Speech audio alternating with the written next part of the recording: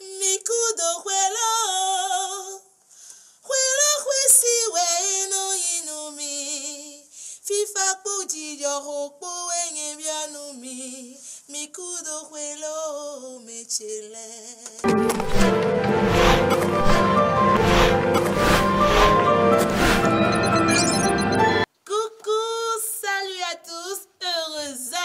Tous mes vœux de paix, de santé, de prospérité à tous ceux qui nous suivent, à tous nos auditeurs d'ici et d'ailleurs.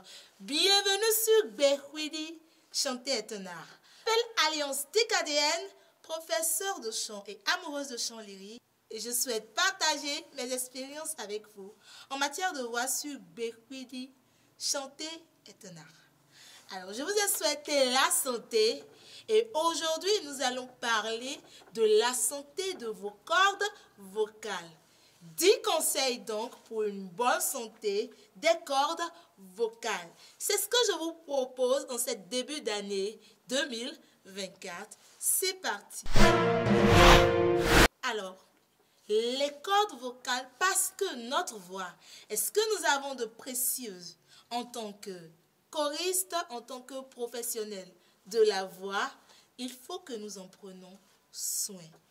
Je sais que la période des fêtes est une période vraiment chargée pour les choristes et nous avons beaucoup chanté, nous avons beaucoup presté, d'autres ont fait des concerts qui d'ailleurs à Porte Nouveau étaient vraiment magnifiques. J'en ai suivi, et il y a eu beaucoup de messes et alors, qu'est-ce qui se passe? Les voix sont fatiguées. Et parce que les voix sont fatiguées, les voix ne sont plus opérationnelles.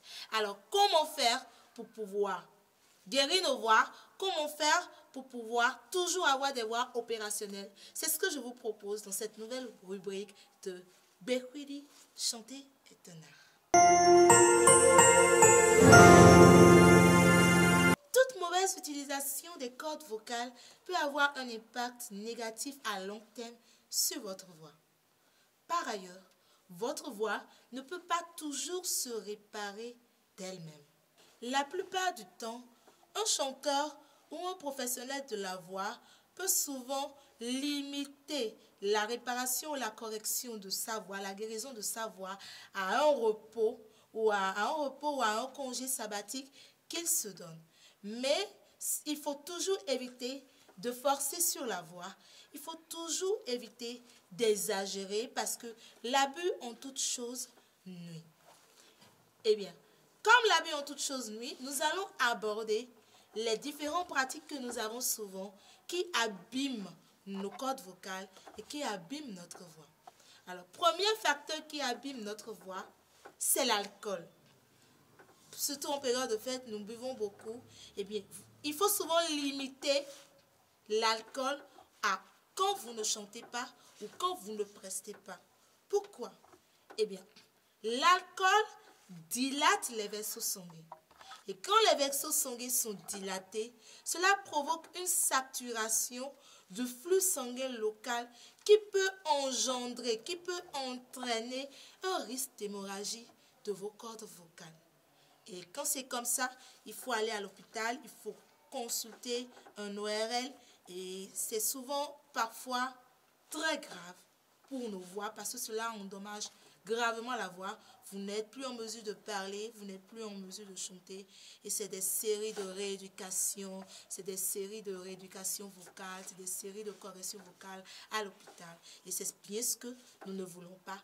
Donc surtout, évitez l'alcool, ce n'est pas bon pour la voix. La seconde chose, on ne cessera jamais de le dire, c'est la cigarette. Parce que la fumée de la cigarette entraîne une inflammation au niveau de la gorge. Et qui dit la gorge, dit le lieu où se reposent les cordes vocales. Donc, si votre gorge est enflammée, qu'en est-il alors de votre corde vocale? La cigarette est nuisible, nous devons l'éviter en tant que chanteur, choriste ou professionnel de la voix. La troisième chose, que nous faisons consciemment en tant que choriste, je le fais souvent, aussi, c'est de racler la gorge. C'est un mouvement inconscient, c'est un mouvement qui vient, c'est un geste, c'est un fait que les choristes le font souvent ou les chanteurs le font souvent. Et ceci n'est pas bien. Ce qui crée souvent ce problème de raclement de la gorge, c'est souvent un encombrement des voies nasales ou un reflux acide. Qu'est-ce qu'il faut faire lorsque vous sentez qu'au niveau de la gorge, vous avez la gorge enrouée ou que vous avez un encombrement au niveau des voies nasales? Eh bien, il faut vous hydrater d'abord pour libérer la gorge. Il faut beaucoup s'hydrater et aussi, il faut consulter un médecin. C'est très important. J'avais un professeur, M. Simon Deji, qui je salue en passant, salut papa, qui nous disait que lorsque vous êtes enrhumé ou lorsque vous êtes grippé, eh bien vous ne devez pas chanter parce que vous pouvez endommager sans le savoir vos cordes vocales. Il faut impérativement que vous allez consulter un ORL. Et je sais que la plupart des choristes n'ont pas l'habitude plutôt de consulter un médecin en matière de voix, mais c'est une pratique que nous devons insérer dans notre quotidien parce que si notre corps est malade, nos voix aussi parfois sont malades et pour pouvoir les soigner, il faut aller consulter, il faut aller savoir de quoi cela en retourne. Je crois que c'est pas cher, au moins une fois par mois, en tant que chanteur professionnel de la voix, nous devons le faire. Autre chose qu'il faut contrôler, c'est aussi la nourriture. Et là, il y a souvent un petit bémol parce que ce qui endommage ma voix en matière de nourriture n'est peut-être pas ce qui endommage la voix en matière de nourriture de l'autre. Alors, ce que moi je peux vous conseiller globalement, c'est d'éviter les produits laitiers. Le lait. Les gens me disent, je suis sûre que beaucoup vont me dire, mais elle dit quoi le lait? Oui, parce que le lait engendre des reflux. C'est-à-dire, ça peut vous donner ça peut vous donner des rots. Et la sensation de rots quand on chante n'est pas souvent agréable. Ça nous pousse aussi à vouloir racler la gorge. Donc, si vous avez un spectacle en vue, ou si vous avez une animation, ou je ne sais pas, si vous devez chanter ou parler en public, évitez de boire du lait ou des produits laitiers. Autre chose qui peut endommager la voix, c'est souvent chez nous, c'est le gari. Oui, parce que le gari comporte de petits déchets ça a un dépôt au niveau des cordes vocales là. Et ça nous pousse aussi à vouloir raquer la gorge quand nous exagérons aussi. Donc, prenez du gari, mais pas quand vous avez une animation ou une prestation. Aussi, trop de graisse. Par exemple, des shawarma, les hamburgers, du bon zombie aussi. Il faut l'éviter lorsque vous devrez aller prester. Parce que cela peut vous donner des reflux. Et les reflux, des reflux, on peut dire ça, acides. Et ce n'est pas souvent bon quand vous devez chanter ou quand vous devez prester. Autre chose qui peut endommager votre voix, c'est la poussière ou les allergènes. Si vous êtes allergique à la poussière, il faut l'éviter parce que ça peut vous entraîner. La poussière, ça donne la grippe, ça donne le rhume. Et quand vous êtes enrhumé ou que vous êtes grippé, vous ne pouvez pas chanter, vous ne devez pas chanter, vous ne devez pas prester. Évitez la poussière, évitez le pollen. Parce qu'il y en a qui sont souvent allergiques au pollen. Donc, dès qu'ils sont en contact avec le pollen, c'est parti avec des séries de... Juste pour faire un peu de l'humour, c'est parti avec des séries de... Et ça, c'est pas bon pour la voix aussi. Ça fait partie des choses qui endommagent la voix. Évitez aussi de prendre des médicaments, de l'automédication. Dès que vous avez un problème, vous rendez à la pharmacie, vous preniez quelque chose, donnez-moi un truc pour l'avoir. Je vois souvent beaucoup de choristes qui prennent des pastilles Vada. C'est vrai, c'est intéressant. Mais surtout, prenez-le sur prescription. Parce que parfois, on n'a même pas besoin de pastilles Vada. Il suffit juste de boire de l'eau et le problème est réglé. Mais on dépense, on prend des pastilles Vada, on se dit que ma voix va se casser, je dois rester et on est stressé. Parfois, c'est juste le stress qui crée un enrouement au niveau de vos voix et vous encombrez, à force de prendre trop de pastilles Vada, vous encombrez vos cordes vocales et bien voilà. Alors, autre chose aussi qui peut vous aider à maintenir vos cordes vocales en bonne santé, c'est votre façon de parler. Eh bien, parlez mieux. Parlez peu. Lorsque vous devez chanter, parlez peu, mais chantez beaucoup. C'est-à-dire que contrôlez votre façon, le volume de votre voix. Exprimez-vous sans trop vous hurler lorsque vous devez prendre la parole en public. Et il ne s'agit pas de dire « Hey! » Non, mais de dire « Hey! » De parler, pas d'hurler. Cela vous permet de plus vous parler moins, mieux vous maintenez vos cordes vocales en bonne santé lorsque vous allez chanter. Et quand vous êtes aussi au téléphone, mesurez votre façon de parler, le volume de votre voix. Voilà.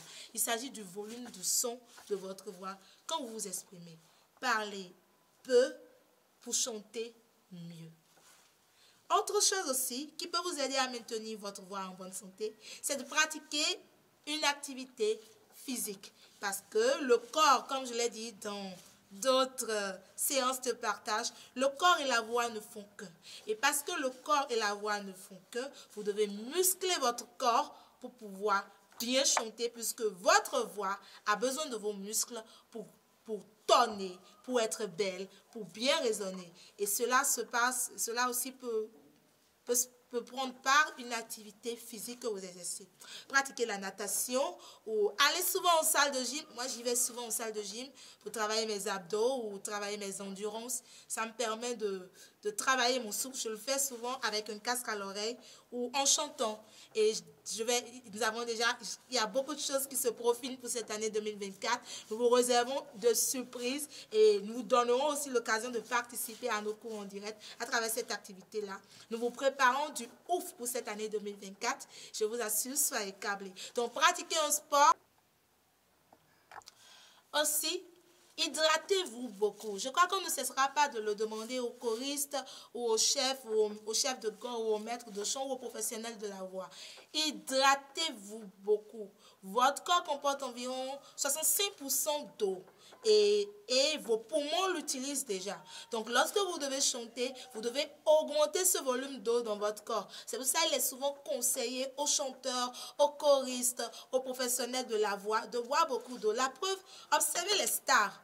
Ils boivent beaucoup d'eau. Lorsqu'ils ont une audition, lorsqu'ils ont un concert, ils ont souvent de l'eau sur eux et qu'ils le prennent suffisamment parce que les cordes vocales en ont besoin. Et l'hydratation, ça fait du bien au corps. Autre chose, vous devez dormir beaucoup. J'ai envie de vous dire, dormez autant que vous chantez. Parce que quand vous dormez, de la même façon que votre corps se repose, se répare, lorsque vous dormez, vos voix se réparent. Je crois que je l'ai déjà dit ici une fois, il faut dormir. Quand on est chanteur, il ne faut pas faire des sommeils, comment on dit, phasiques. Le sommeil phasique n'est pas bon pour la voix. Il faut respecter les 8 heures, tout au moins de sommeil pour vos voix. Cela permet à votre voix de prendre le temps de guérir. Parce que quand vous chantez, vous ne voyez pas peut-être ce qui se passe au niveau de vos cordes vocales. Vous ne savez pas si en chantant peut-être au cours de la journée ou toute une nuit, elle s'est tordue quelque part ou il y a eu une entorse quelque part. Donc quand vous dormez, la corde prend le temps de retrouver son équilibre. Et je vous conseille de beaucoup dormir. Autre chose, je crois que je l'ai dit tout à l'heure, je l'ai dit de consulter souvent un ORL. C'est vrai que nous, on n'a pas l'habitude quand on est choriste. On pense que bon, la voix, elle est naturelle, elle est là, on n'a pas besoin d'aller à l'hôpital pour consulter sa voix. Mais de la même façon que vous pouvez tomber malade, votre voix aussi, elle tombe malade. Et qu'est-ce qu'il faut faire? Il faut aller à l'hôpital au moins une fois par mois, consulter sa voix, voir un ORL, voir l'état de votre voix pour connaître un peu, ma voix actuellement, pendant telle période, j'ai beaucoup chanté. Je ne sais pas, parfois ça pique un peu au niveau de la gorge, parfois ça fait mal. Dès que ça fait mal, il faut arrêter, il faut aller à l'hôpital. Il faut prendre l'habitude au moins une fois par mois plutôt, ou au moins toute l'année, tout au moins 2 fois l'année, de consulter un ORL pour voir un peu votre voix, l'état dans lequel il se trouve, afin de savoir comment l'aménager, comment la garder toujours en bonne santé. Et pour finir, je vous conseillerais d'avoir un coach vocal. C'est vrai qu'aujourd'hui, il y a une panoplie de coachs vocales et souvent, on ne sait pas avec qui se tourner. Votre maître de chorale peut être votre coach de vocal. Vous pouvez prendre des cours de voix. C'est important de prendre des cours de voix. C'est important surtout lorsque on a des objectifs en matière de voix, lorsqu'on veut atteindre certains niveaux en matière de voix. Je vous conseille de prendre un coach vocal ou tout au moins de vous abonner sur Behwili, Chanter un tonard. Chers amis, voilà mes quelques conseils pour vous, pour améliorer votre voix, pour maintenir vos cordes vocales en bonne santé. Parce que la corde vocale, c'est notre instrument favori quand nous sommes chanteurs et il faut l'entretenir. Si vous avez des questions, n'hésitez pas à le mentionner en commentaire. Si vous avez quelque chose à partager avec nous pour maintenir nos cordes vocales en bonne santé, n'hésitez pas aussi à le souligner en commentaire. Toutefois, n'oubliez pas de liker et de partager la vidéo. C'était Alliance TKDN sur Behwili, Chanter un tonard.